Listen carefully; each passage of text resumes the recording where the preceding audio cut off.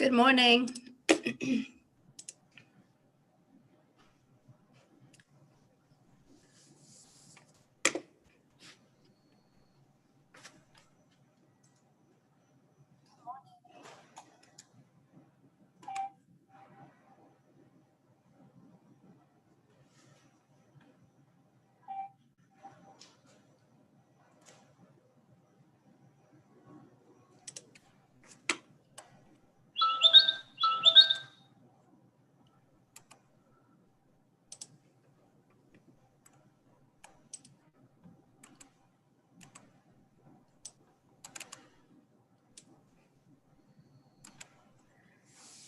Katie or Ashley, I'm ready to go whenever you are.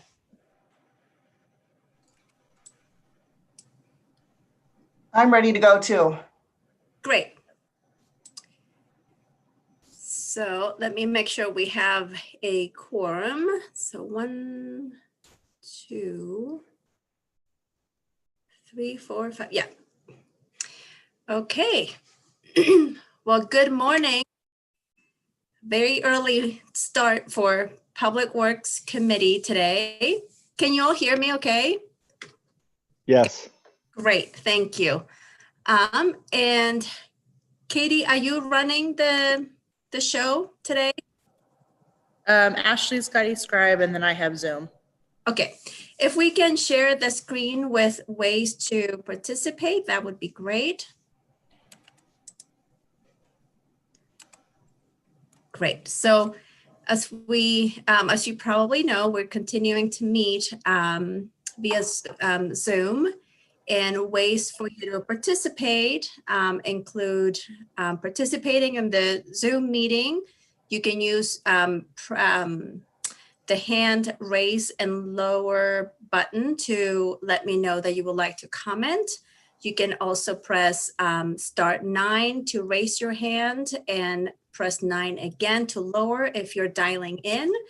If you would like to leave us a comment on any item on the agenda, you can call 406-552-6012, or you can always email City Council at council@ci.missoula.mt.us.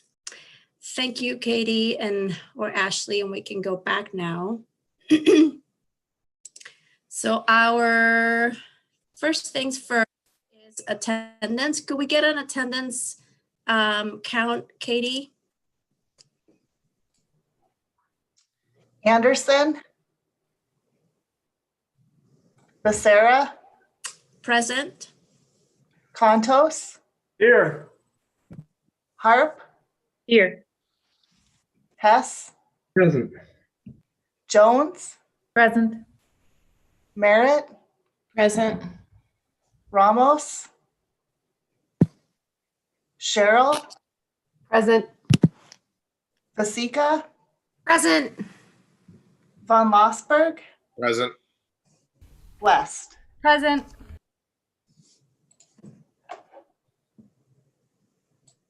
Okay. Thank you, Ashley. And then we have a minutes to approve, and I didn't see anything that required changes. Does anyone have any changes to the minutes? Okay, seeing none, those will stand approved. Next thing is any public comment on items on the agenda or not on the agenda. And I don't see anyone besides MCAT on the attendant list. So with that, we will go to our first item of business, and that is a change order for City Hall security access point, and Matt is here to present. Good morning, everyone. Can you hear me? Yep. Great. Matt Lawson, City of Missoula Facilities.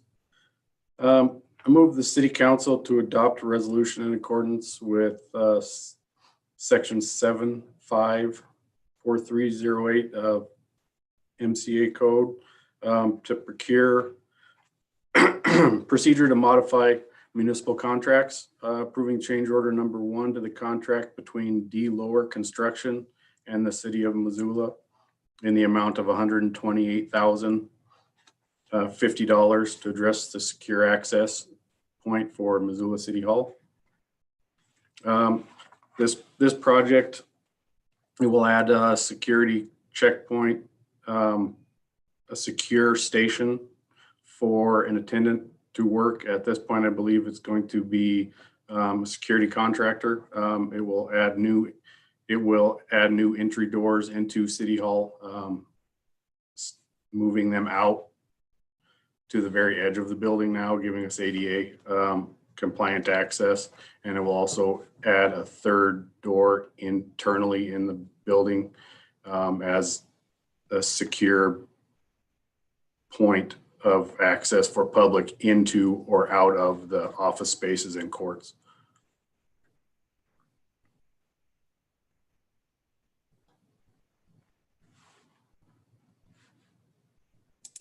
I was muted.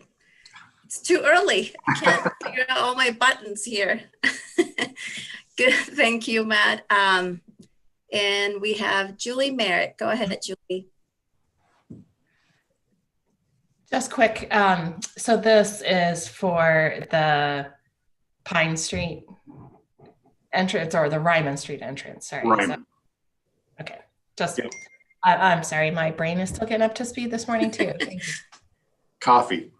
Yes, I haven't got enough of it yet. Great, thank you.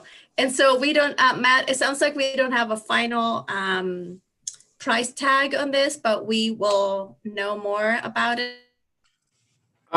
Well, at another Public Works Committee. Is that right? no, we've got a final cost. We've got the bid in the full change order cost minus any contingency that I would like to add. A 10% contingency would be $128,050. Okay, We are waiting on partial funding for Monday in the budget amendment. It got pushed back to the 14th. I believe it was on the agenda for this previous Monday for council, and it got moved to the 14th. So I've got $100,000 for security upgrades to City Hall in the current year's budget. I'm hoping to put about 60,000 of that towards this change. okay. Sounds good. Any other questions? Sandra? And what fund is this, are the finances coming out of? I've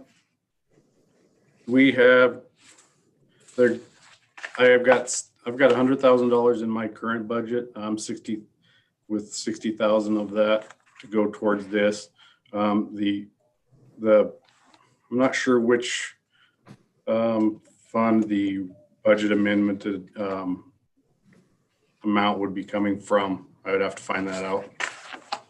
Okay, and may I have a follow-up? Sure. When I was at City Hall the other day, I guess it was a couple weeks ago, it looked like it was just a regular police officer as the security checkpoint. Is that kind of what we're going to be doing there, or will it be a separate private security firm that is going to be doing that, or how's that going to work? It looks like, according from what I've talked to Mike Brady, our risk manager, they are going to contract with a security contractor. They had I believe a 1.4 FTE funded in his budget to staff it with a city employee. They were going to try and make it was going to be more of an administrative position. But I think that decision has been changed to a security specific, and a contractor, because of redundancy and being able to cover any absences, turned out to be a better option. Great, thanks. And I'm sorry, I have one more question. Sure. What is the need for this? Has there been an ongoing need, and then we're just finally being able to put it into place, or has there been an uptick in threats, or has there been some violence going on? Or It's been in the works for a while. We did about a year and a half ago. We did a security audit with a Department of Homeland Security for all of our city facilities. And one of the major line items in that audit was absence of physical security for city facilities, City Hall specifically. And this would address that as far as, and also it would lean towards us being able to do COVID screenings and things of that sort before people enter the building in general. Okay, great. Thank you. Okay, I see Brian and then Dale who might be able to give us some more background. Go ahead, Brian. Yeah, actually, Sandra asked my questions, and the point about the Department of Homeland Security audit came up, and I have a feeling Dale's going to address the question on the exact fund sources. Thanks. Yep. Go ahead, Dale. Good morning, Dale Bickle. Oh, I have this other background on. I did not realize that. Yeah, Dale Bickle. The funding, Matt's budget in the facilities is in the general fund. And then there was that additional amount that was at the public hearing on Monday night for the budget amendment. That was out of general fund excess cash reserve. Thanks, Dale. Sounds good. Any other questions? I don't see any, and we do need a motion. Stacy. Good morning. I'm happy to make the recommended motion. Great, thank you. Now we have a motion on the floor. Any public comment? I don't see anyone raising their hand. So with that, we'll have a roll call vote, please, Ashley. Anderson, Yes. Becerra, Yes.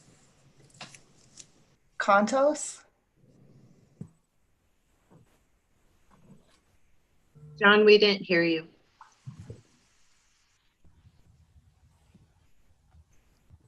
I will say yes. Harp, Yes. Hess, Yes. Jones, Yes. Merritt, Yes. Cheryl, Yes. Vasika, Yes. Von Lossberg, Yes. West. Yes. Okay, that's 11 yeses. Great, thank you. And that'll be on our consent agenda. Thank you, Matt. Thank you. And next, we have a purchase agreement with Power Service Canada for an Atlas Cupco rotary screw air compressor. And Jean is here to present it. Good morning, everybody. Can you hear me? Yeah. Yeah, Gene Connell, Resource Recovery Facility Superintendent, and I'm recommending that we purchase a replacement air compressor for the facility. This will be replacing a 1996 air compressor. It's a planned replacement and it'll be paid for with wastewater utility enterprise funds.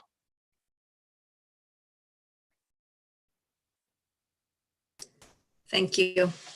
Are there any questions from council members? Okay. And this is Jean coming from the enterprise fund. You said about 28,000. Did I do that? Correct. Yeah, 28,500. Okay. Any questions from council members? Anyone wants to make the motion? Sandra? I'll make the recommended motion. Great, thank you. So with that, any public comments? Don't see any. So Ashley, if we could get a roll call vote, please. Anderson, Yes. Becerra, Yes. Contos, Yes. Harp, Yes. Hess, Yes. Jones, Yes. Merritt, Yes. Cheryl, Yes. Basika, Yes. Von Lossberg, Yes. West. Yes. Okay, that's 11 yeses. Great, thank you. And that too will be on our consent agenda. Thank you, Jean. I'm happy to approve anything that's going to make the facility work. Thank you. Thanks. So next on our agenda is construction agreement with Treasure State Tree Service for levee vegetation removal, and Tracy Campbell will be presenting. Good morning. Morning. Good morning. Tracy Campbell, Regulatory Compliance Manager with the Stormwater Utility.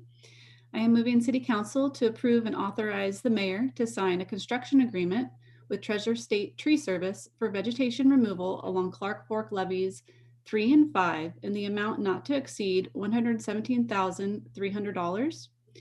The purpose of this project is to address what the U.S. Army Corps of Engineers has identified as an unsatisfactory condition of the vegetation along the Clark Fork area levees. So our goal is to remove all non-native vegetation, cottonwoods, and any trees or shrubs greater than or equal to 4 inches in diameter at breast height. These trees and shrubs will be removed from the levee prism and within 15 feet of the riverward side of the flood wall.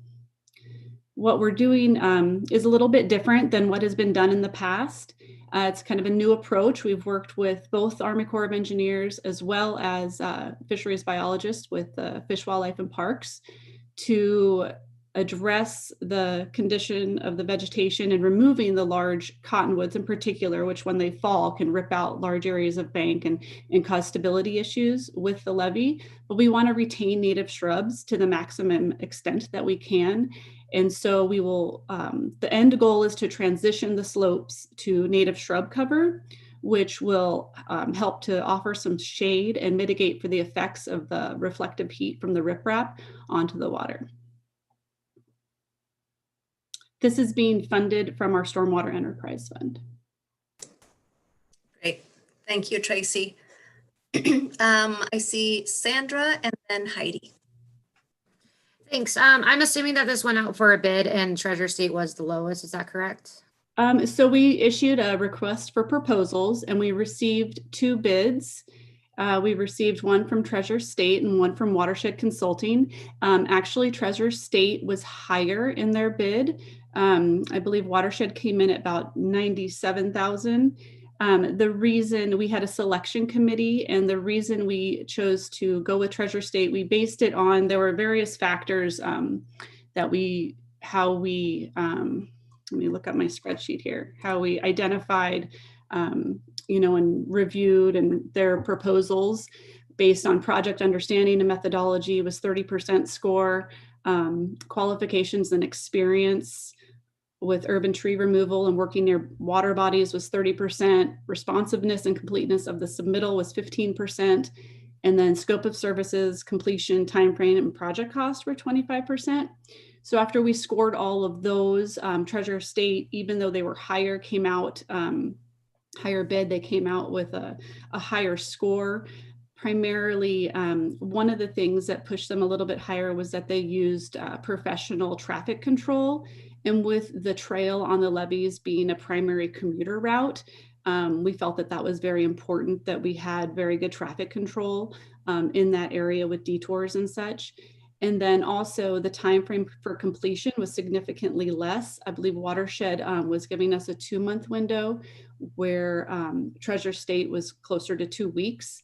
And again, with the trails and the closures that would be needed in the detours, we felt that kind of pushed that into a better category for approval. Okay, thank you.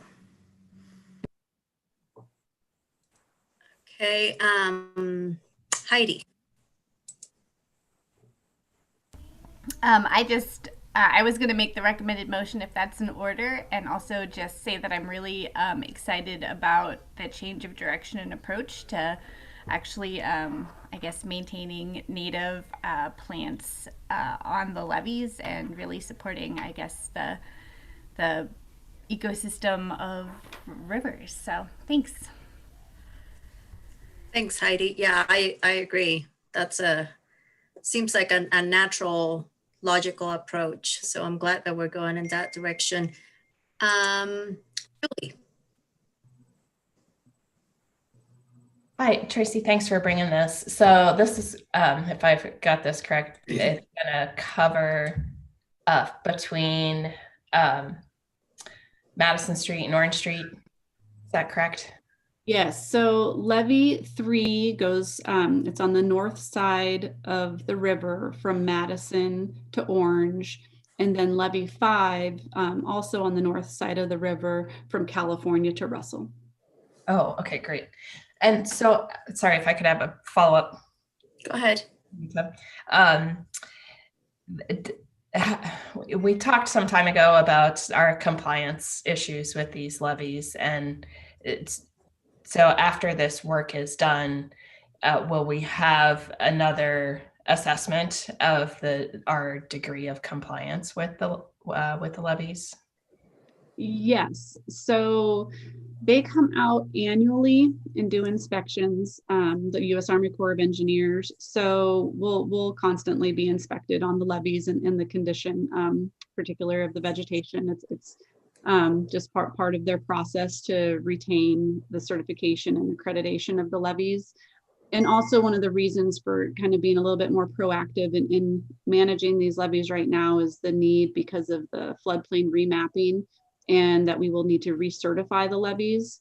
And in order to do so, we need to get them into a more acceptable condition so that they can actually assess the structural integrity of the levees.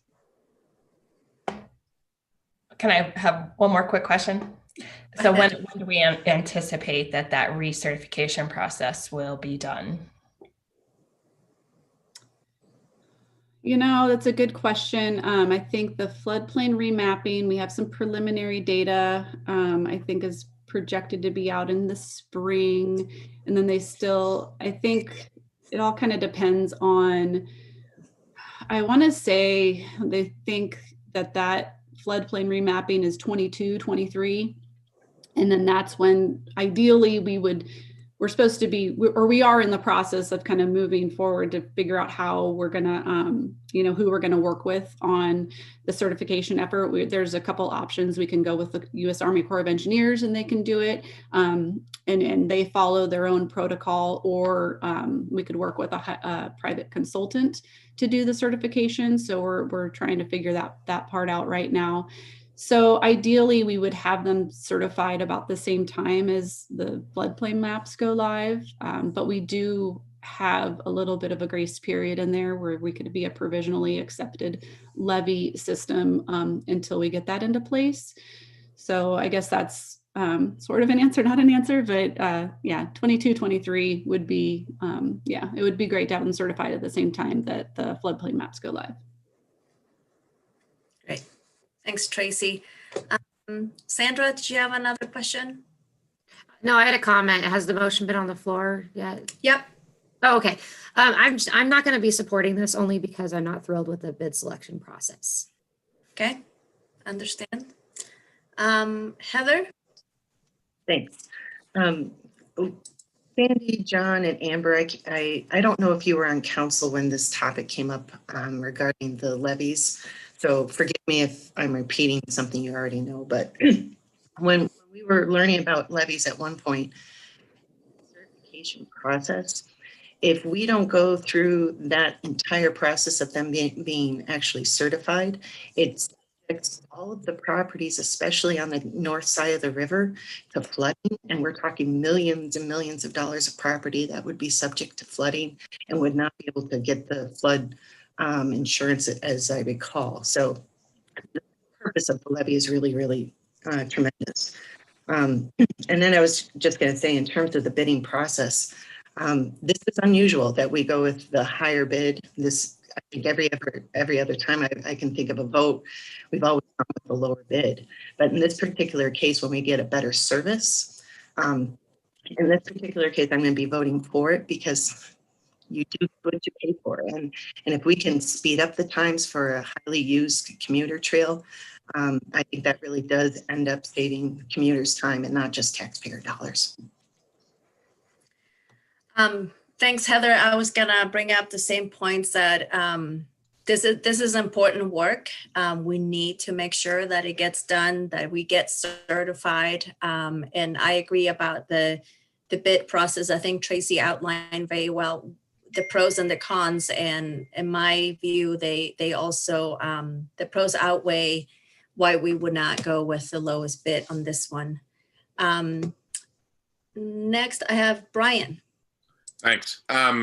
Tracy, Julie's questions got me wondering a little bit. Is there a provision in the contract? I'm wondering how we know the work is done, like how we sign off on this work, given that it's a little, as Heidi was talking about, and I also am really supportive of going this route. I'm just wondering, like, is it staff just signing off on it? Do we have to bring someone? I'm guessing it's not the Army Corps. Just curious how we know the work's been completed to satisfaction. The work will be ongoing forever. But as far as, so we did just have last year in February, we had levy 5 cleared, and I think they did a great job. So we're kind of moving in that direction where they're retaining some vegetation to Fish, Wildlife, and Parks satisfaction, but also removing enough that it also satisfies the core requirements. So it's a great question. I think it's just going to be ongoing. We're always going to battle, the cottonwoods on there. We're always going to be removing non-native vegetation and trying to encourage the native shrubs. We spent some time with volunteers this fall with transplanting. We planted hundreds of shrubs and forbs on the slopes and at the toe of the slope on about 60 feet of levee 5. So we'd like to continue that effort as well. Sorry to interrupt. I did a bad job asking my question. I totally appreciate, as you're describing, the fact that it'll be ongoing. I meant sort of specifically for this contract with Treasure State, like how do we sign off on that portion of the work? Is it staff judgment basically? Right. Well, they'll go through the levy, and exactly. And we'll be also coordinating with Fish, Wildlife, and Parks. They've asked to come on site as the work is being done to make sure that the conditions in their Stream Protection Act 124 permit are also met. Great. It will be our judgment call and working with the agencies as well to make sure that they're in a state that we find acceptable. Got it. Thank you. Julie and then Amber. Sorry if this seems like beating a dead horse, but I think it's really worth pointing out. This was a request for proposal. In a request for proposal, which is totally different than a sealed bid process, requests for proposals lay out a matrix of scoring that the respondents are judged by. And cost is one of those. But there are a number of other items that are judged when you do a request for proposal process. And it doesn't always end up with the lowest bid because that's not the requirement. When the city goes out for an actual bid, and we've been using that term here this morning, but that's not an accurate term to use because there are other aspects besides just cost considered here. So a request for proposal process is totally different. And I think that's really important for you to understand, Sandra. It's not a low bid consideration. We need to know that the contractor that we've chosen to do this work has the capability to do it to just what Brian was talking about, so that we know it's done to our standards, that they can do it in the time frame that we've asked, and that they can handle all of the other things around it, like Tracy mentioned, of being able to do traffic control on the trails. That is a very heavily travel trail, and traffic control is really important. And I understand that Treasure State has the capacity to do that, where the other respondent in this proposal did not. So low cost is not always the answer. And especially when the process is upfront, it's clear that this is a request for proposal. Thanks, Julie. Yeah, very true. Amber. Yeah, thanks. So I appreciate that, Heather. I think we were on council because I heard a proposal on this. Either I was sitting in on a committee meeting pre-council or I was on council, but I appreciate that reminder, and that this is a really important contract for our risk mitigation and, you know, property damage around these levees. And I want to just, you know, levees are really important. If you talk to people in New Orleans, I think they could express to you how important these levees are. And in a time of unpredictable weather, I think they are particularly important. I also just want to, you know, thank staff for the professionalism in the selection process. And I'm glad Sandy asked that question, because I think it is really important as we, on many different types of projects, look at these requests for proposals, that we recognize what does go into those. And, you know, as I said, levies are really important. We need to make sure that we have the level of professionalism in this work that we can have. So I'm happy to support. Thanks.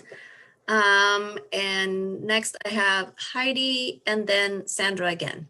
And let's try to keep it, I want us to make sure that we move along. We have 2 comprehensive presentations after this. Go ahead, Heidi. I just have a quick question, and it's around like the communication back to the unsuccessful applicant and what that looks like, and if I assume they receive similar information like we just did of like why they weren't selected. Yes, we sent them the I guess what we call the bid tab and the scoring. Yeah, we let them know that they did not receive the highest score based on that, and we shared the bid tab with them. That's the information that you're. Thank you. Great. Sandra. Thanks, and thank you, Heather, for clarifying the importance of this, and thanks, Julie, for explaining the bid proposal process with this, how it is different. Just assume that I don't know that in the future, and feel free to explain all the knowledge onto me. I do understand that, but in a time of everybody's cutting their budgets right now, everybody's taking longer to do things. I think that it's only fair that the city follow suit, and even though it will take longer for the job to get done, and it will interfere on commuters' lives, I think that's a small price to pay to save the city some money. So I still stand by my no vote, but I really do appreciate the clarifications. Great. So with that, we have a motion on the floor, and I don't see any public raising their hands to comment on this item. So with that, we will move to a roll call vote. Please, Ashley. Anderson, Yes. Becerra, Yes. Contos, Yes. Harp, Yes. Hess, Yes. Jones, Yes. Merritt, Yes. Cheryl, Yes. Vasika, No. Von Lossberg, Yes. West. Yes. Okay, that's 10 yeses and 1 no. And Sandra, are you okay with this on the consent agenda? Yeah, that can go on the consent agenda. Great. Thank you. So that'll be on our consent agenda. And thank you so much, Tracy. And take a lot of pictures of the work for us. Maybe it will be a good presentation to see how this gets done. Yes, thank you so much. Thanks. Okay, with that, we move to our next item on the agenda, and that is pavement management report and presentation. And Aaron is here to present. Yeah, I've got a presentation here for you, and I've got Brian Hensel along for color commentary as we go through this, providing his streets expertise. This is really his realm, but we'll try to get through this kind of at a high level, give you an overview of what we've been working on the pavement maintenance and condition analysis in this report. This has been kind of going on for about a year or so now, and we're wrapping up the report and happy to present this out. So let me see. So just quickly before I dive into the details, I want to highlight that this effort is a great example of how we've been effectively collaborating between the city, the county, and the Metropolitan Planning Organization. This was really a broad effort that involved more than just city resources. It was the MPO took the lead on funding this because we had available federal funds, and we have requirements in our long-range planning for pavement performance measures. And so we had a need at the MPO level for the data collection, and had been relying historically on windshield surveys that were done at different times and not necessarily consistent, and didn't match the methods that MDT uses for their pavement. So we didn't necessarily have data that we can compare across all of our streets. So we wanted to get that data at the regional level just for tracking on our federal performance measures and just having good data for our planning. And then we partnered with the city and the county to ensure that we were getting the best value out of this effort. There's a need at both levels for street condition, for planning and budgeting and work plan purposes. And so that was a great opportunity to use the MPO fund, leverage those federal funds, supplement it with some additional city and county funds to build out a full inventory countywide. So we had essentially 3 levels of reporting that we got out of this. One at the MPO for the urbanized area that meets our federal requirements.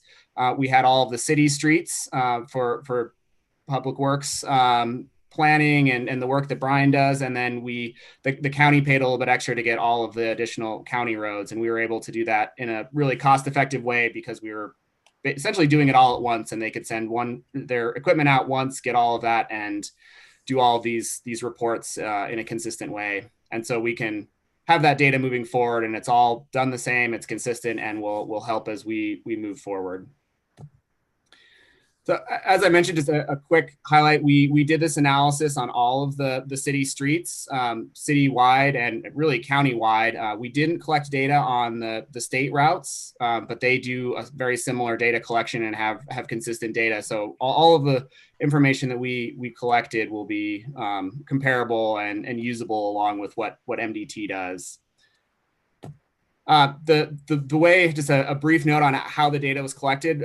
We're excited to have this because it's a much more rigorous, repeatable and consistent method for collecting data. And what they did essentially is go out with trucks that have LiDAR and lasers and street imagery to get a really detailed view of all of our streets. And so they drove every mile of our city streets collecting this data as they went. And then all of that really gets packaged together to create our pavement condition information. And so it's much more detailed than someone going out doing a windshield survey that's just a lot harder to collect this level of data. And they were able to do it fairly quickly. I think it took them a week or two to do all of those 500 or so miles of roadways. So it's a huge amount of data that they collected, did it fairly quickly, and it's pretty consistent. And we can use the same process moving forward as we continue to collect this data into the future.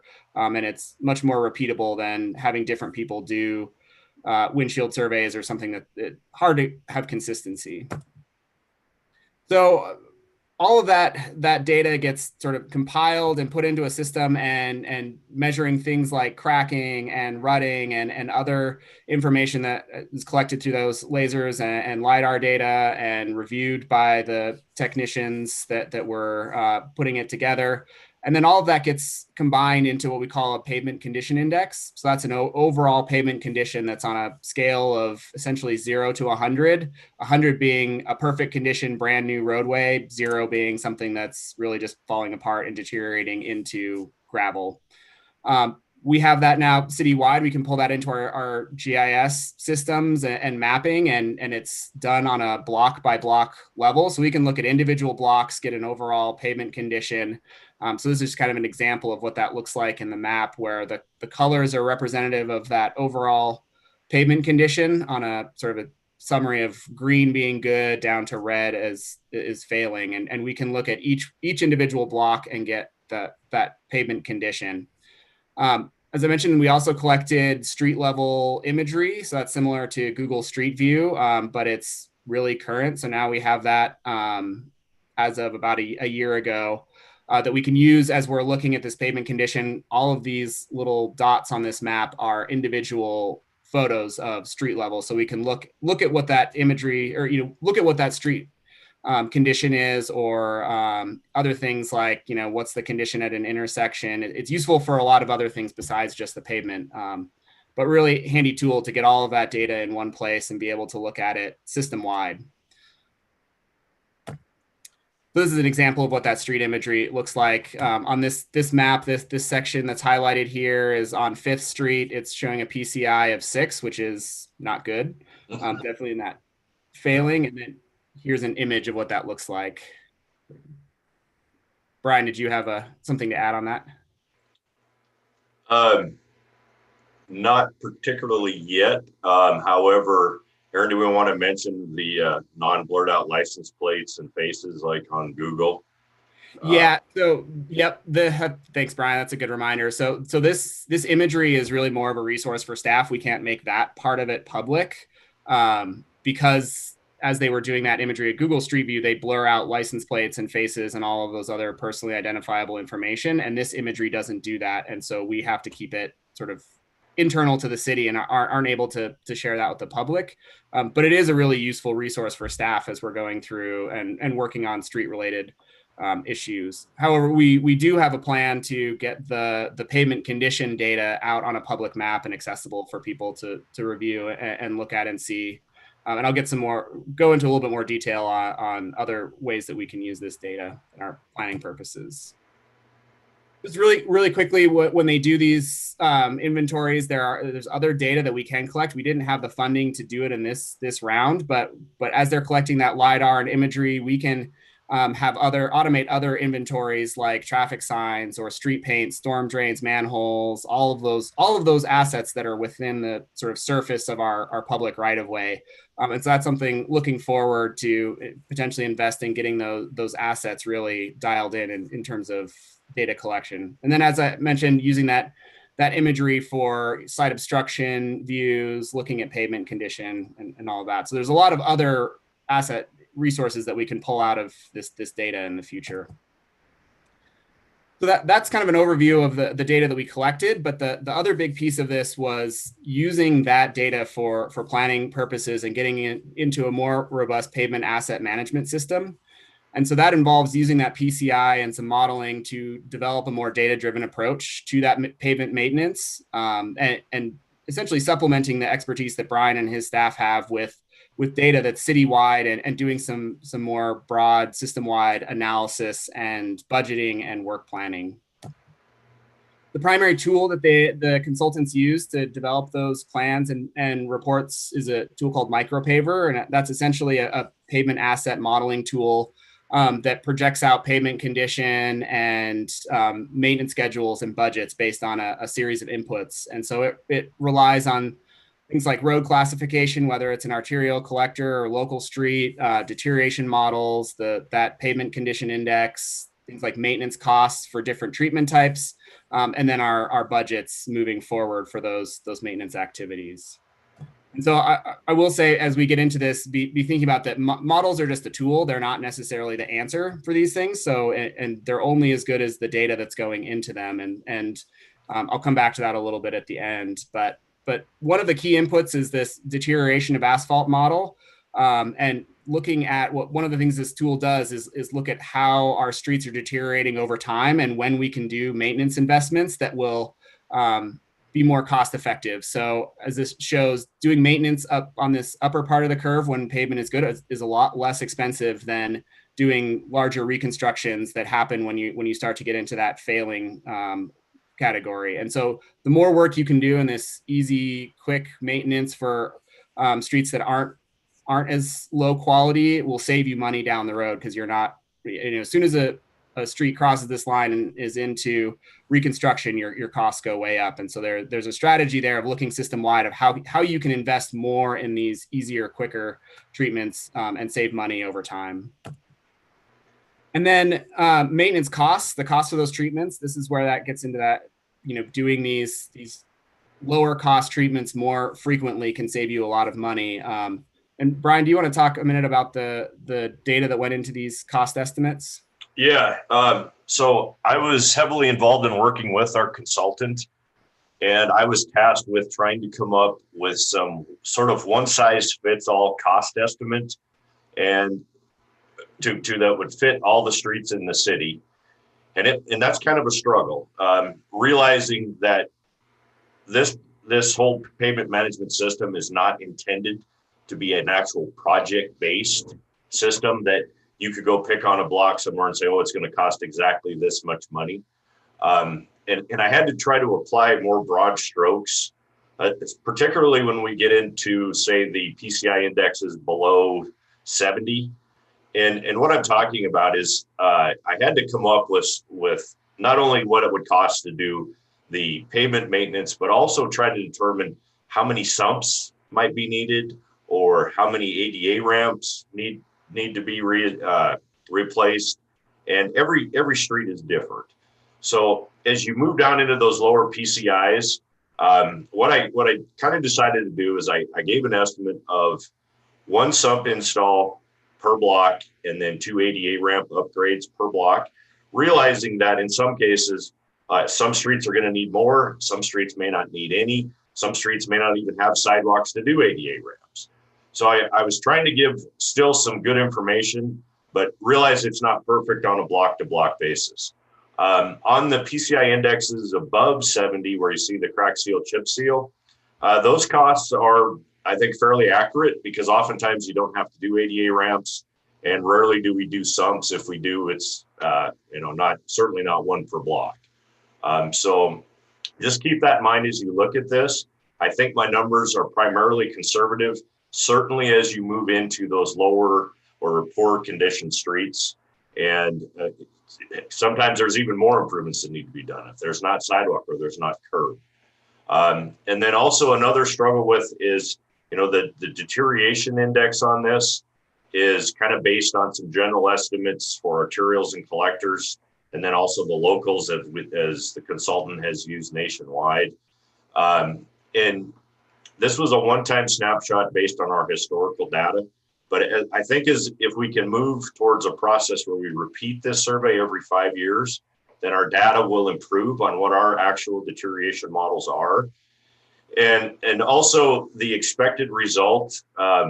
So for example, they're saying on a brand new chip seal, you get a 5-year life out of it. And I agreed and I disagreed with that. I think on arterials and collectors, that's a reasonable number.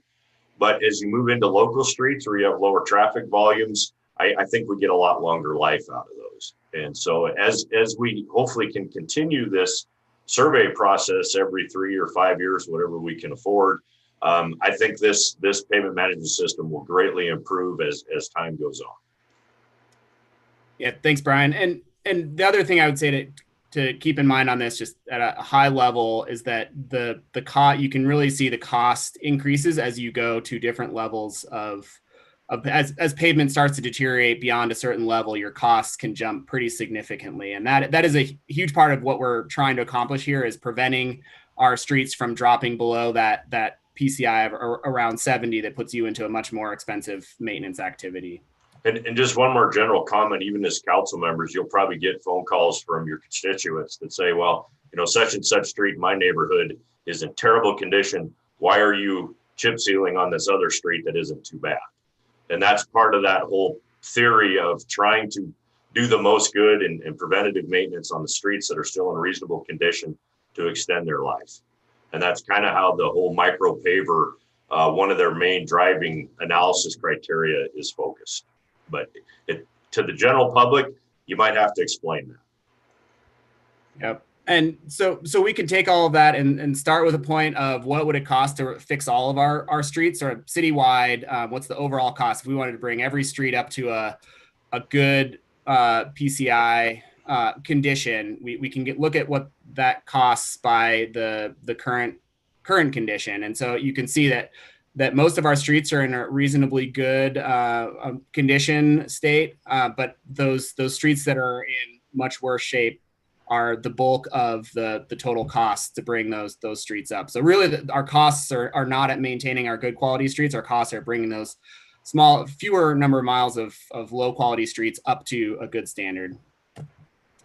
But then we also looked at budgets, and there are a couple of things I want to point out here. One, we did a number of different budget scenarios just to get an idea of what it would cost to maintain different levels of pavement condition.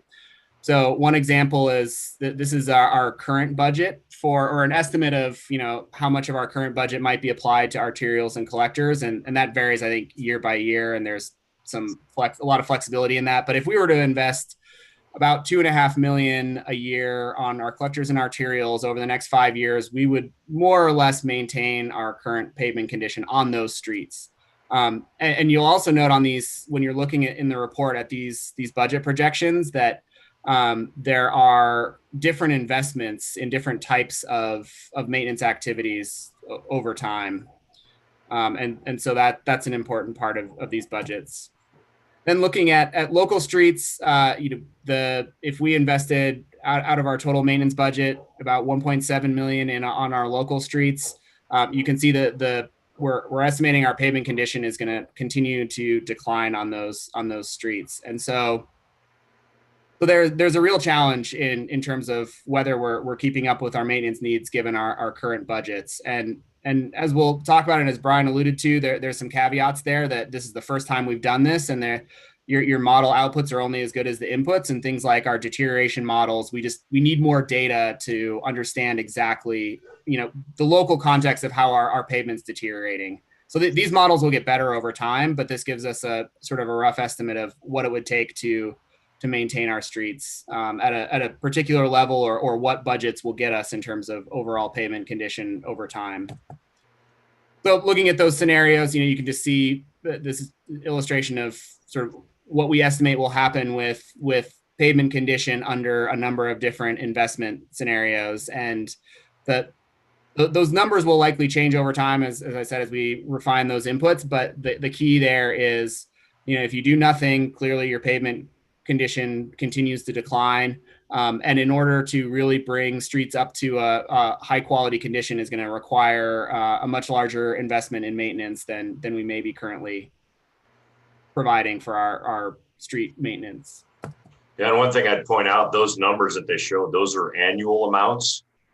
That's per year to achieve those PCIs on local streets.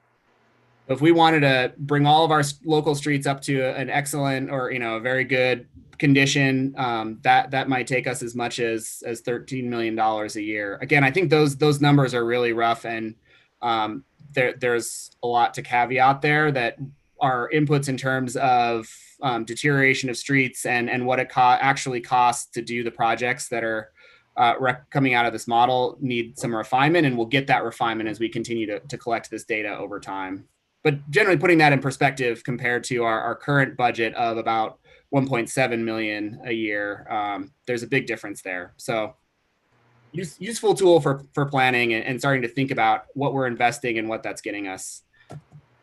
This is also, as we kind of close this out, this is a really useful data set for our overall asset management. So thinking about everything that's in the right of way and all of the work that we have to do in terms of utilities, sewer and water, street maintenance, CIPs, or community improvement program projects, signals, signs, all of those assets within the right of way. The more data we have about those, the better we can plan collaboratively between all of those different different programs and investments and start to get some cost benefit out of combining projects to do more with less, essentially. And what that starts to look like is looking at all of the whole collection of all of our right-of-way improvements, including water main replacement projects and those CIPs and street maintenance, taking this PCI and recommended work plans, overlaying that with all those other projects and looking for opportunities where we can start to combine. So if there is two water main replacement projects and one of them has terrible pavement condition and the other has relatively good pavement, we can prioritize doing that lower quality pavement project because the two water mains are, fixing a leaky water pipe is fixing a leaky water pipe. But at least, it's a little oversimplification, but trying to pull these things together and get the most out of our investment and be a little bit more cost effective or get more out of our money. So it's a really useful tool on that. Brian, did you want to say anything else about? Yeah, so this is a snapshot of our public works project map that is available to the public. And I believe this one's from last year. And I've had, I think Aaron, we both had trouble for some reason. There's some network issues. I've not been able to log on and it's probably COVID related. So the public can get this on our city website and I use it fairly often. And what it does is it just groups together everything Aaron mentioned, that it's the result of all that communication and coordination with water, with wastewater, with the bike ped folks and what we're going to do and try to take advantage of all these other projects and get the most bang for our buck as we move forward. And this map reflects those efforts when it's up and running again. And this can be accessed through the Public Works and Mobility website for the general public, and they can go in and look at all these projects that are coming up. So then that leads us to just an overview. Brian, you want to talk a little bit about how this was useful in the construction schedule for 2021? Yeah, so what you're seeing here, this is just a portion of my anticipated project schedule for 2021. And you can see on there, I was going through all the PMS data, and I don't know if you've had a chance to look at that full report, but at the end of it, there's work plans for 5 years that give street sections, intersections separated between arterials and collectors. And it gives you starting PCI, prescribed treatments, and ending PCI if you do what this says. It's probably, I don't know how many, 4 or 5, or I think maybe 100 pages of information. So what I tried to do is when we come up with next year's project list, we had met with water, with bike ped, with wastewater. I talked to the MDT. And so using the PMS data, I tried to focus our resources and our schedule, incorporating all those different other projects going on with some of the recommendations that the PMS was saying we should do. Realizing obviously that micropaver and the PMS cannot obviously know where water division needs to do a new main install or where we want to improve our connectivity on our bike route program. And it doesn't know where MDT wants to do a special project. And or even, for example, CS Porter School in the last couple of years has done some major sidewalk upgrades. And we've gone back and the streets were terrible. They didn't even make the PMS, but it's a school and we're going to patch them back. And so it's just things like that where we still have to have human oversight and interaction with all folks involved that have a vested interest in our streets. And so the PMS was really useful in putting this together for me in that it kind of gave me direction to focus some of our maintenance efforts where it made sense as far as a maintenance standpoints and efficiency, but also trying to incorporate all the other needs and other projects that the city has going on. And I've been working with our GIS folks, and Lee is diligently putting together a link between all the PMS data and another GIS map that kind of brings it all together in a more user-friendly format where you don't have to look through pages and pages of Excel spreadsheets to figure out why we're doing things. This is kind of a brief description of what went into it, but it was interesting, it was fun, and it was useful. I'll just give you one brief example. I'm doing a lot of chip seal in the Fairview excuse me, not Fairview, over by Mary Jane. What's the name of that subdivision? I can't remember. Help me out, Aaron. Pleasant View. Pleasant View, thank you. And part of that, what drove that was Mary Jane is part of the build project, and it needs to be restriped. And Mary Jane goes right through the middle of Pleasant View. So I started looking at the PMS on some of the adjacent streets, and it was calling for chip seal. And I was thinking, yeah, the asphalt in those streets is probably 14, 15 years old. We've done some maintenance work on fixing utility trenches. And then also the trees are starting to mature. And I thought this is a prime time to go in there and chip seal all that before the trees get real big, before the asphalt deteriorates. And the PMS played a large part in that, kind of directing me into that area. Not to mention it coordinates well with the build grant. Perfect. Thanks, Brett. So just kind of wrapping up after all of that, there are some key takeaways that we got out of this. One is that we think are based on this data and analysis that we think our current budgets are not keeping up with the need, that as our roads continue to deteriorate and we build new roads and we're trying to maintain all of that it's likely that our current maintenance budgets may not be providing enough maintenance to maintain our current overall level of pavement condition. But the caveat there is that we need more data, and we need to continue to do this over time to see how that's actually functioning, how our more targeted and strategic investments in maintenance are actually benefiting the overall system, and how long those maintenance treatments are lasting, how quickly our streets are deteriorating. It's something you have to continue to fine tune. And we've even heard from when I was presenting this to our MPO committees, MDT said the same thing, that it's taken them years. They continually have to refine those models to get better outputs. So that's something to consider moving forward, but it is really good info and helps us be more strategic in our investments. And so this is just the first baseline. The idea is that we continue to make do this data collection every 4 or 5 years and refine the modeling that we're doing. And that, as Brian said, that these they're just a tool. They're not the answer. So they help us evaluate our work plans and the work that we're doing and the coordination and where we can have the most impact. But they're not going to tell us you need to go out and do these 10 projects. Much like anything, that there's the expertise that Brian has and the knowledge of our streets and other projects is really critical. And so this is part of an overall asset management strategy that we're developing and will continue to develop over time. And it's really the first step, but it's kind of exciting to see all this start to come together and the ability to coordinate and have a better sense of what kind of improvement we're getting out of our investments. So that's what we've got. Any questions on that? Great, thanks, Aaron. I see a few hands up. Pavement is exciting. Who would have thought on an early Wednesday morning? Yes, I have to say that you showed us one slide, the asset management slide, and to me that is the reason why we do this. It's incredibly a very useful tool in prioritizing projects. It made me think of a way that we can also intertwine this with our complete streets resolution, so that as we make any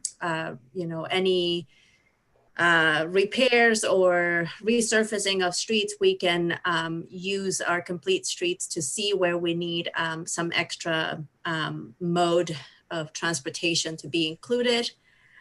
One question before I go to everyone that I had, or a thought, is that while we get a lot of calls from our constituents on the certain streets needing repair, it's difficult to assess whether they're talking about a street bird bath, as Ross calls them, or a crater.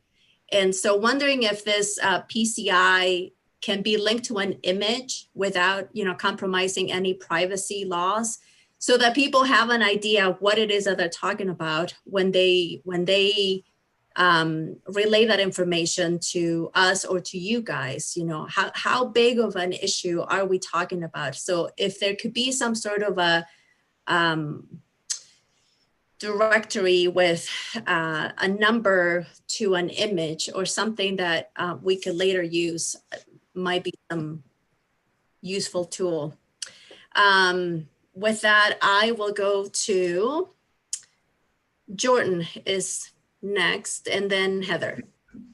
Thanks. I've got a couple questions, and first I want to comment that this is really great. This is I'm really excited to see this come together. I think this and the CIP presentation this year are really the type of data that help council and administration make really informed decisions. And I think the taxpayers of Missoula should be really proud of this work. This is good fiscal responsible work, and it's good for our infrastructure. So I guess a couple of questions. It makes a lot of sense to reconstruct or to chip seal streets that are relatively affordable to bring up to a higher standard, but there's also a problem of letting streets that are near failing continue to deteriorate till they're a total failure. So is there a sweet spot, and how do you determine kind of the balance of routine maintenance to keep maintenance costs low and to keep streets in good conditions versus doing a certain amount of full reconstruction to prevent those streets from continuing to fail? Jordan, that is a great question and one that's complicated and difficult to answer, but I'll do my best. Part of that budget report was we had to decide how much or what percentage of our budget we wanted to allocate towards local streets versus arterials and collectors. And so I asked the consultant, what do other cities do? And he said that it's either 70-30 with arterials and collectors getting 70-30 for locals, or 60-40. And understanding exactly what you're talking about with our local streets being in a lower PCI index and poorer condition, I hedged towards the 60-40, trying to put more work into the locals. And it's kind of one of those things over the years where I've always tried to, even though we focus more of our resources on the arterials and collectors because there's more traffic, more people use them. I've always gone into local areas as I can and done some of those larger scale maintenance activities, and even applied some of the global treatments and chip seals with thin lift overlays to try and find that sweet spot. Like in the slant street several years ago, we did a whole bunch of thin lift overlays and chip seal. If you were to follow the prescribed condition index and what the treatment would be, they would probably say full reconstruction. But I've had some success in those local neighborhoods trying to achieve that sweet spot where, yeah, it may call as for a full reconstruction, but because of low traffic volumes, if we have good street crown, decent stormwater infrastructure, I've been able to achieve some longer life out of my chip seal in my local neighborhoods by doing that. And that's kind of also where you need to have that human interaction. Yeah, the PMS might call for a full reconstruction, but we can't afford it. We don't have time to. What else can we do? So that's kind of where all of us getting together as a group, listening to public input, listening to you folks, maybe there's something else we can do and still get a longer life that's much less expensive. And that's something I've always tried to do anecdotally based on, windshield surveys. That's really all we've had access before. So I think we'll see an improvement having this new data available. I don't know if that answers your question, Jordan, but that's kind of one of those things where you have to go out and look at a street by street basis. And, and another thing, it doesn't include traffic circles. It doesn't include bulb outs, doesn't include boulevards, landscaping, all those different things that we want to see. So my numbers are probably fairly conservative, but I tried to gear it, and we agreed to try and gear it more towards what asphalt maintenance would be. And when you get into certain techniques, you have to include sumps and ramps. That's just part of the deal, or you're wasting money. And then the ADA ramp upgrades they're actually mandated. So did I answer your question, Jordan? Or? Yeah, that's great. Mirta, can I have a follow-up? Yeah, quickly though. So I guess I'll put both of these out there quickly. First, it would be great as we do this, as we do follow-ups in the future, it would be really great if we could kind of link if there's a monetary value of having stormwater infrastructure, for example, or if there's, if streets that are shaded by street trees have a longer life, or if there's different things we could glean from the data based on are there proper curbs and proper drainage, and what does that do to street life, and so that's just one thing that I think would be kind of interesting. And the other is based on that local street decline over time, how long do we have before we would say that the house is on fire as far as we're not spending enough money on streets? I mean, how urgent is that budget problem, and how urgently do we need to increase investment?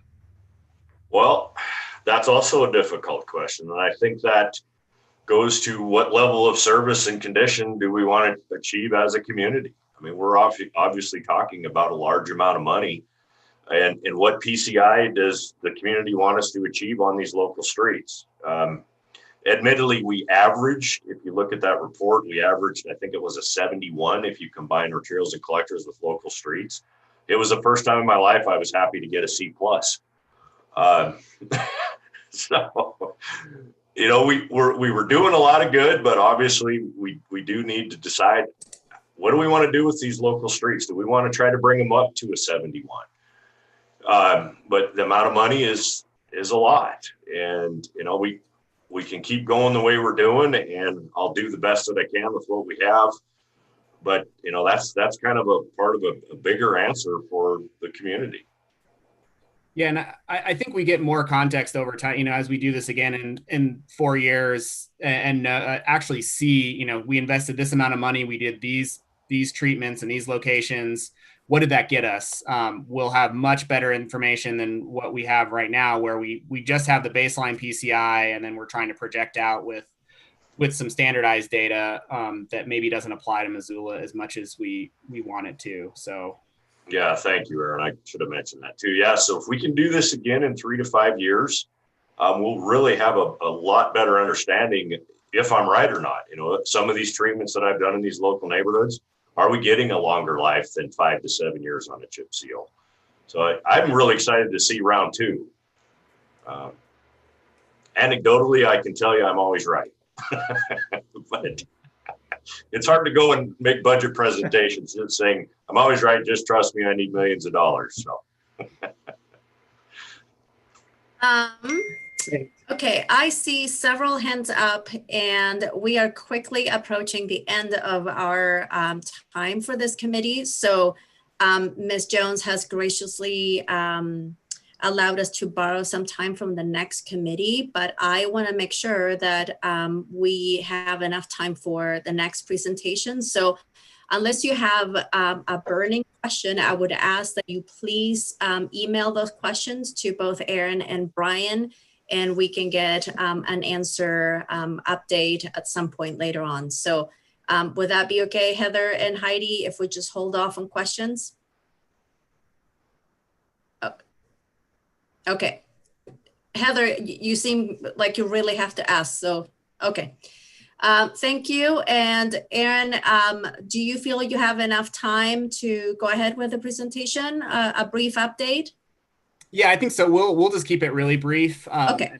We can come back, or there are some other opportunities that I think folks, if they're interested in this, can get a more detailed presentation at some of our other community meetings that we're doing. So we'll just give a really high level run quickly through where we're at with the long range transportation plan, and then we can also plan to come back in January in the new year and have a more detailed discussion. Sounds good. Yeah, we wouldn't want Jennifer to waste her trip for this presentation. Okay, so take it away, Aaron.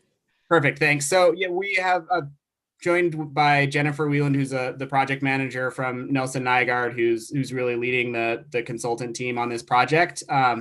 And we thought this would be an opportune time to come and give a quick overview presentation of where we are in the long range plan, because we're finally sort of at some decision making, well, maybe not quite a decision making step, but really looking at potential transportation futures. So we've been developing scenarios and are evaluating those and looking at some different outcomes based on different investments. So it's a good time to get back into it and get some feedback from council and the community on what's the most important. So Jennifer, can you share it? Do you want to?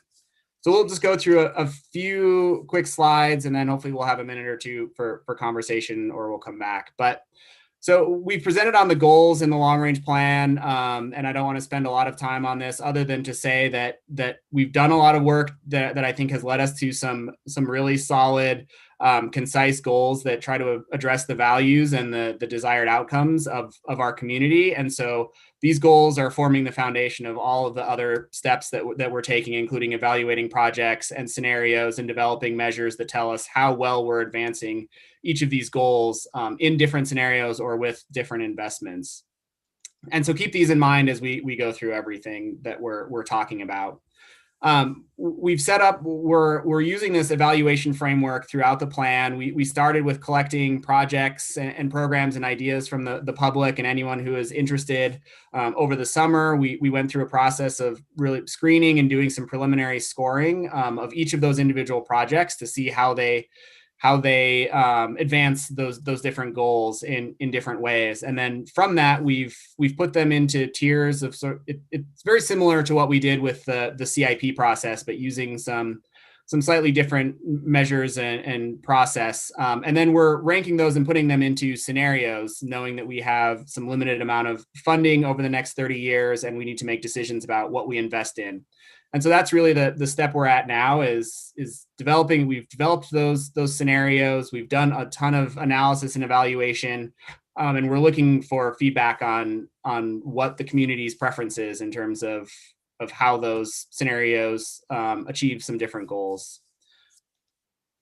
And so before we jump into the transportation investment scenarios, just want to talk quickly about the growth scenarios that we're using. And we call those scenarios, but really they're just two ways to look at two different growth outcomes and how that affects transportation. And so we're not trying to create a new growth strategy or make recommendations on necessarily the growth policies, but we did want to look at what happens if you grow in different ways within the what's in our growth policies. So one of those is looking at a business as usual. So growth continues to occur where there's capacity and where we've seen growth happening, and that growth happening sort of throughout the region. Then we also have a strategic growth scenario that we want to weigh against and see how that affects transportation in the future. And that's really focusing growth in areas like maximizing growth in areas like the Mullen Area Master Plan. So what happens if that area fully develops out before we start seeing growth in other places? And what happens if we start to get closer to maximizing growth in the core? So along the Brooks Corridor, where we've done a lot of planning. And so really that strategic growth is not necessarily changing our underlying growth policy or zoning or land use, but it's what happens if you maximize those areas that are highly suitable for growth first before you start growing in other locations, and what impact does that have on our transportation system?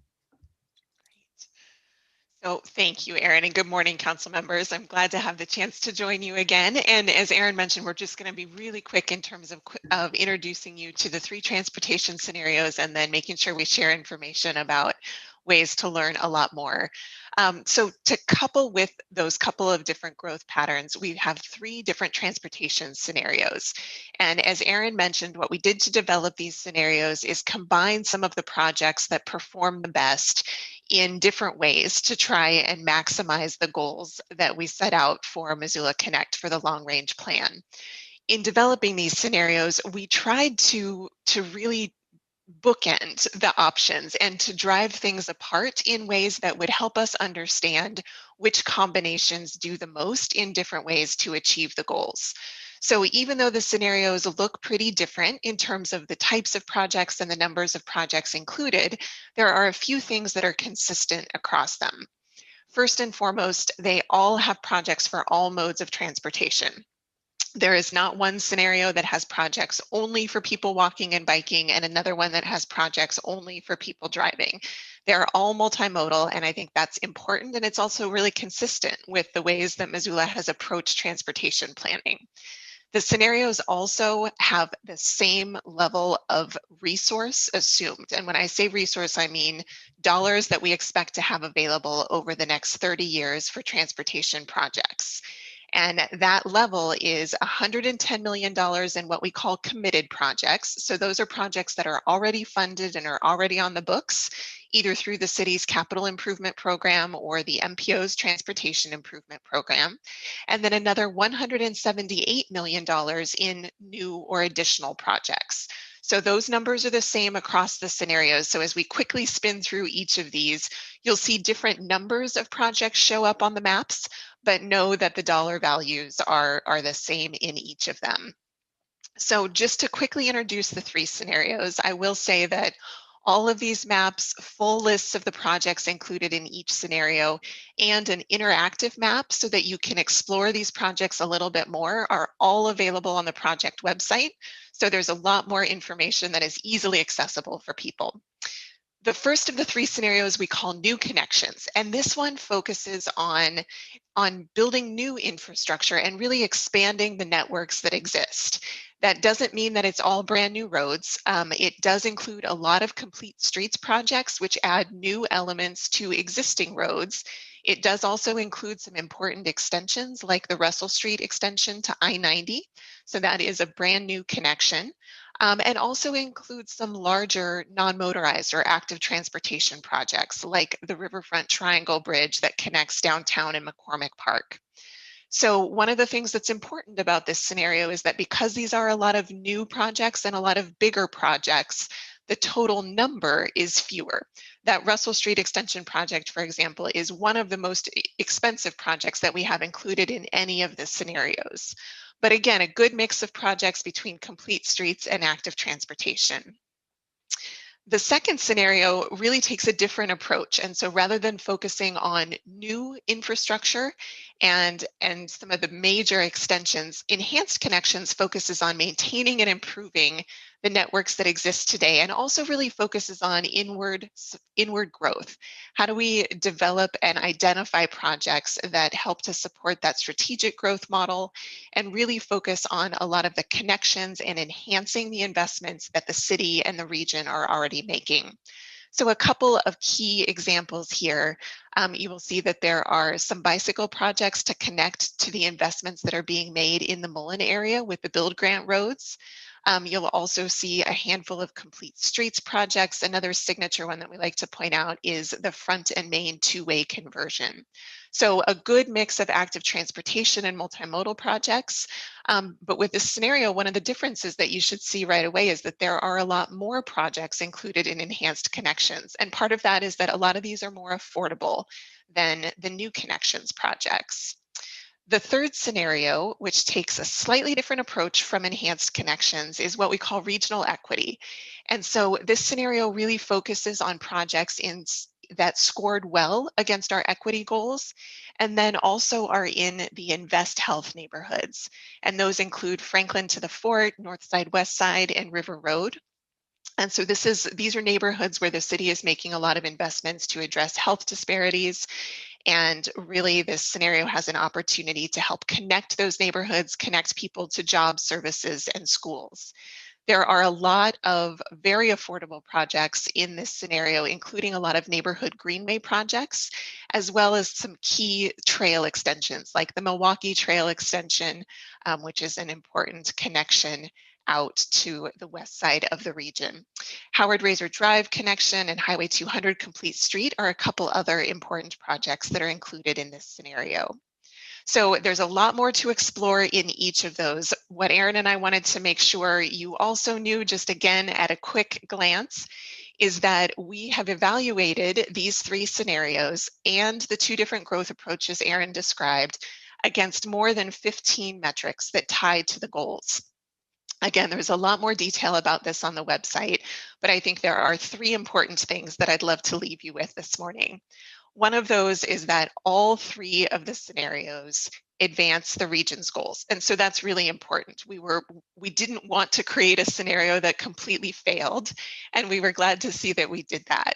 But one nuance is that each of the scenarios achieves the goals and hits on the metrics in slightly different ways.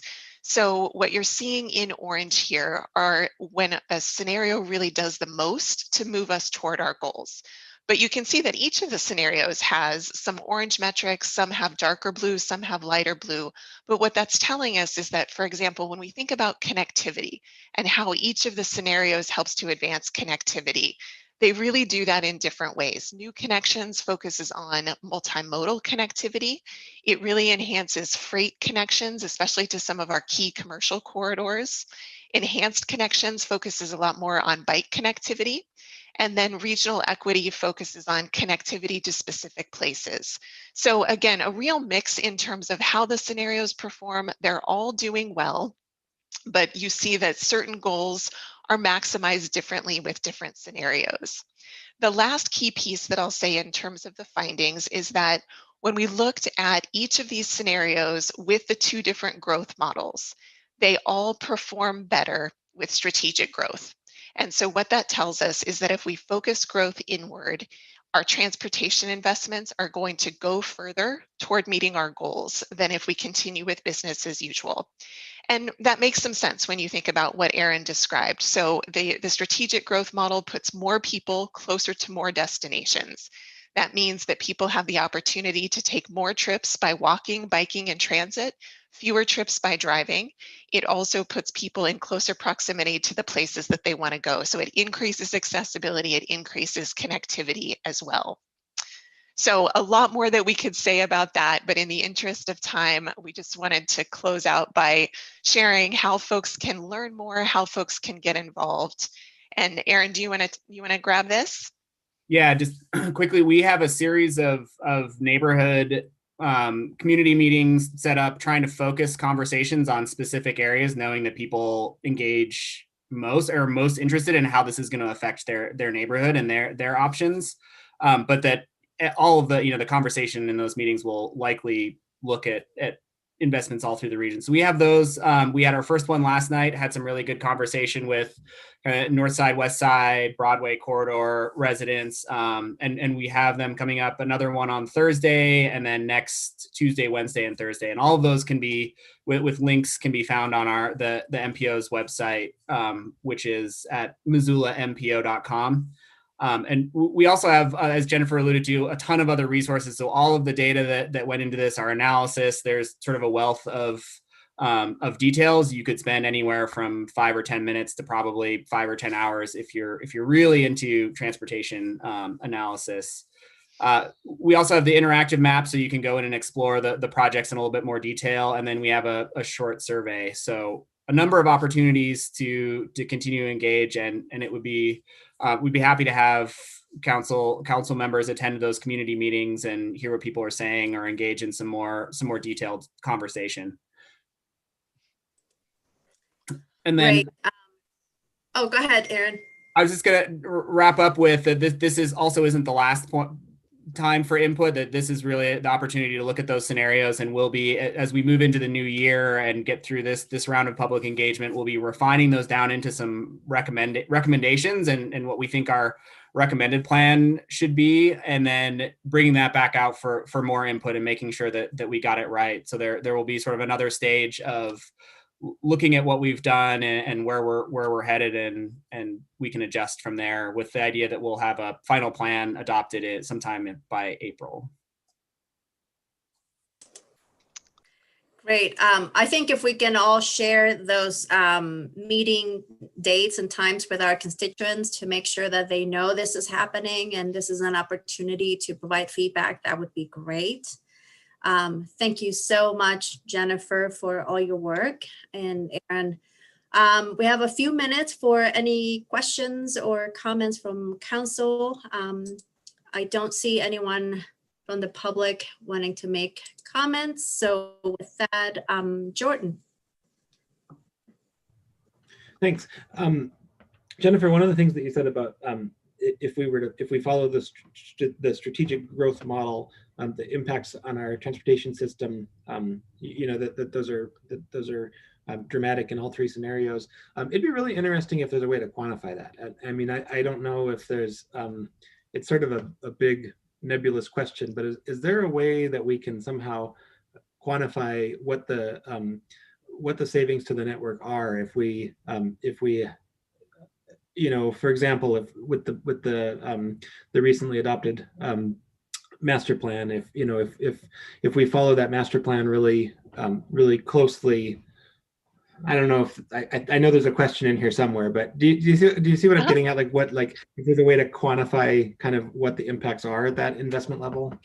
Yeah, we haven't done that in terms of converting it to dollars, Jordan, but what we have done is for each of these metrics, we have looked at how the scenario performs with business as usual and with strategic growth. And so we can say, it reduces vehicle miles traveled by an additional 3% if we go with strategic growth. And I'm just tossing out numbers right now, but we do have the ability to do that and have done that work already. So we'd be happy to have more detailed discussion about that.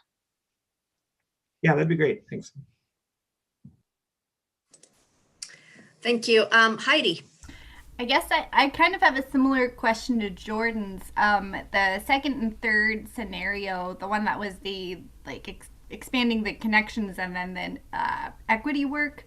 I was wondering if there's a way to quantify maybe the amount of historical investment that each of those scenarios leverage, because the middle scenario especially has a lot of appeal to me just because it really finalizes a lot of existing investment that the community has made. So I don't know if there's a way to communicate, I guess I don't know. I don't know if that question makes sense. It does. That is not something that we have done. Some of the measures that we have looked at do look at ways that the existing networks are improved. So our connectivity measure, for example, says, well, if we build the enhanced connection scenario, here's the increment in terms of bicycle connectivity that we get over the existing system. So that's maybe a way to start to tease it out, but we haven't fully done that in terms of really saying, this one takes advantage of the systems that are already in place to this degree. So that's a great suggestion.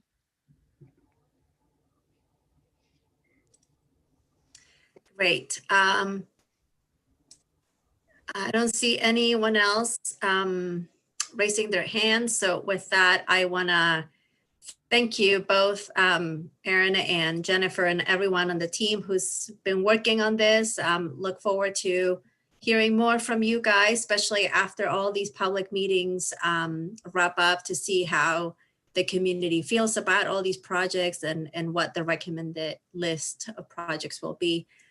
So thank you. I also want to say I am so impressed with the level of comprehensive topics that this plan touches on, and particularly how the lens of equity has been applied to come up with those different scenarios. So looking forward to more. Thank you so much.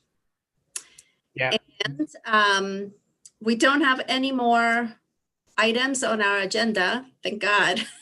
We would have to borrow more time. So thank you everyone so much for all your questions, and we'll see you soon. We'll be adjourned.